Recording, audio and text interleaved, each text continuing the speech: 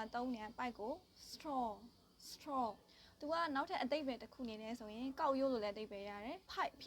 pipe ကကြတော့ဒီရေပိုက်တွေကိုတုံးတာ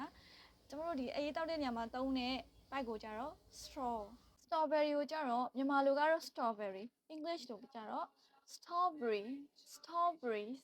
မှာ strawberry တချင်းဆိုရင်အဲ့လိုချင်းလေးပဲဖြစ်ဖြစ်ဘူးလေးပဲဖြစ်ဖြစ်ပေါ့နော်အဲ့ဒါကို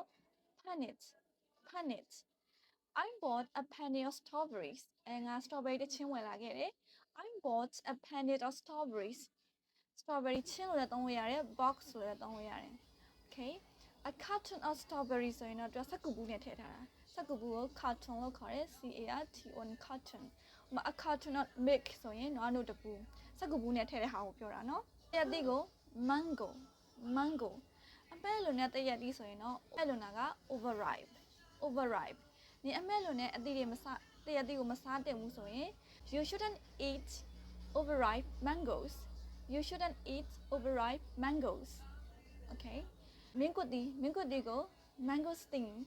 mangosteen okay she likes mangosteens တော့ဒီစကားလုံးလေးကိုသုံးပြီးတော့ကိုယ်ပိုင်စာကြောင်းလေးကိုရေးကြည့်ပါလားဒါဆိုရင်စကားလုံးတွေမှတ်မိလာမယ်အင်္ဂလိပ်စာလည်းတိုးတက်လာမယ်